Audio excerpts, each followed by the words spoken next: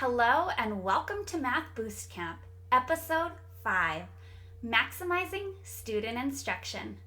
By the end of today's lesson, you will know the structure for small group instruction, be able to identify instructional opportunities within small group, and be able to apply this structure to your classroom.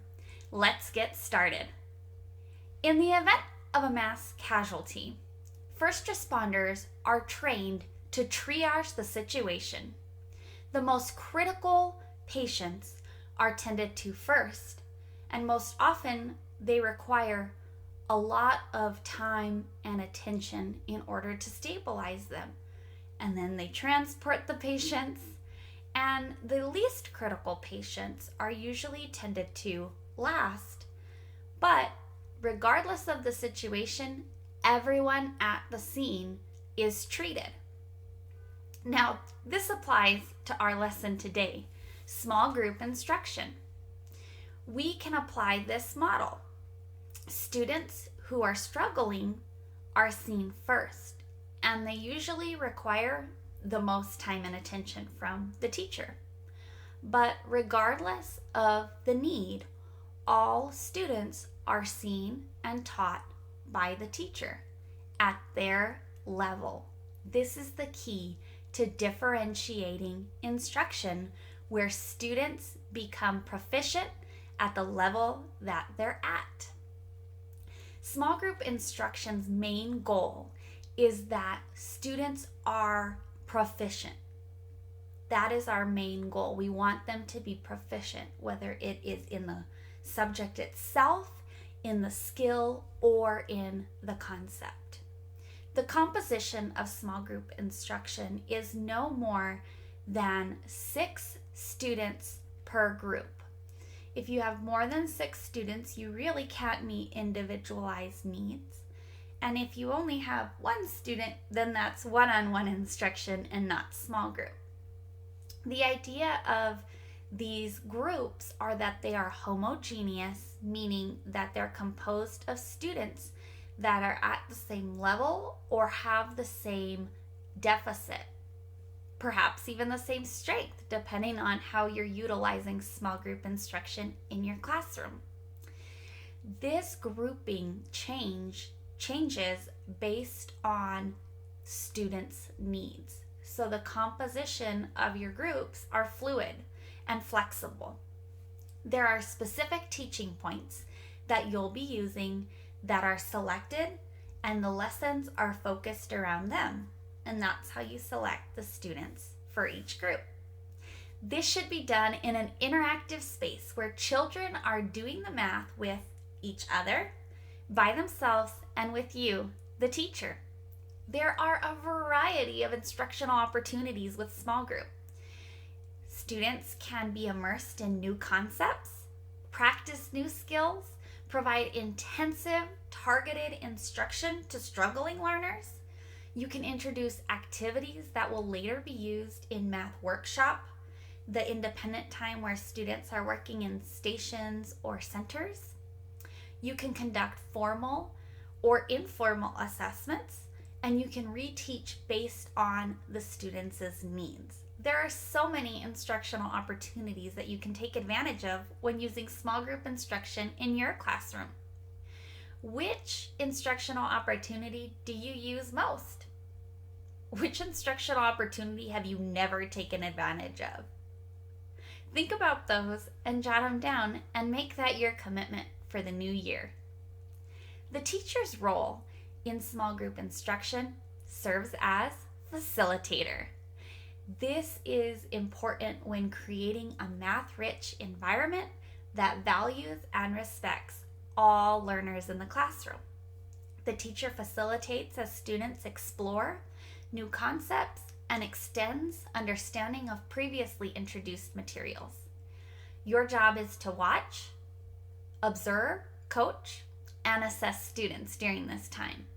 You will be providing modeling and prompting students to do the work. Your level of support during small group instruction is very low. Tasks should be completed without teacher assistance, and the responsibility really shifts to the students. And this is where you can really act as a facilitator when you're providing that feedback and you are observing their practice. You can really troubleshoot and identify the weak points in their problem-solving process. And let's face it, we do not teach math, we teach mathematicians. Now, for planning for small group instruction, you start by taking the total number of students that you have in your class and you try to divide it by a nice even number. So if you have 20 students in your classroom, let's divide it by 5, and there's 4 students in each group. So we have 5 groups and 4 students in each group. Now you want to have a number that's somewhere between 3 and 7 groups in your classroom. If you divide your class in half, that is way too many students, most likely. And if you divide your class by 7 or 8 groups, that is way too many groups for you to manage to meet with on a regular basis in your classroom. So you try to make it a nice round number. If there's more than 6 students in a group, you do not have your golden number yet. I suggest you adding one more group and lowering the numbers in each group so that you can really meet the individualized needs in your classroom. Now remember, these groups are flexible and you can name them. You can name them by colors, by animals. I've seen teachers name them by chocolate bars. You can have the groups name themselves. But remember, they're flexible groups. So these are going to change very often. So you want to make sure you have some type of visual support in your classroom to help them remember which group they're in. Today they might be in orange or Hershey's, and tomorrow they might be in yellow or Hershey's with almonds. These groups are flexible. Another great visual tool that is fun to use in the classroom is a picture frame. This picture frame is 99 cents at IKEA, and all I did was slip in an orange piece of paper, and then I just simply wrote on it with a dry erase marker the students in the group. And it's simple. At the end of the week, when I do my assessment and students have mastered a skill, I just simply erase and change the names. How easy is that? That really solidifies the idea of these groups being flexible. Now, how many minutes would you have to work with your groups while they're doing independent math workshop? You should divide your time up and identify the number of minutes you have for each rotation. If you would like to see 2 groups every day, they might be 20 or 25 minutes each. And so you want to think about the time duration and how many rotations you want to do in 1 week. I know that's kind of complicated, so let me give you a visual to help. I am going to hold it up, and then please feel free to pause the video and kind of take in the visual support and then play it back so you can see some additional ways of grouping. These groupings that I've placed out today are anywhere between 4 groups and 6 groups. To me, that's really the magic number, and that's my sweet spot where I can meet the needs of an average class size. The groups are always more than 10 minutes, usually no less than 15 minutes, and they can go anywhere to about 35 minutes. I wouldn't suggest going over 35 minutes because students kind of lose track of their thinking, and engagement really tanks. So I would really suggest these timings. So I'm going to let you take a look at this. The first is 2 rotations, and it's 15 to 20 minutes each, and this is for four groups. The next, is 3 15-minute rotations, and this is if you have 5 groupings of students in your classroom. And then the final one at the bottom is 3 15-minute rotations, and that is for 6 groups. This might be if you're an upper elementary teacher and you have a large class size. All right? So that kind of gives you an idea about some of the groupings that you can have in small group instruction.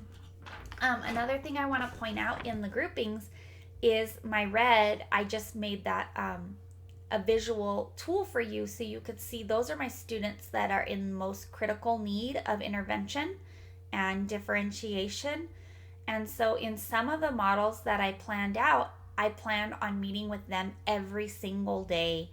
And those are kind of the options that you have as the teacher to address those needs in your classroom based on the whole group's needs.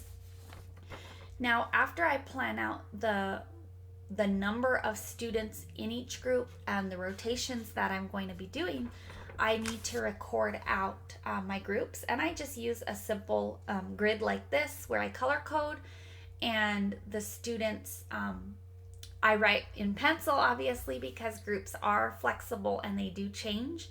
It's helpful for me to always have documentation in my binder.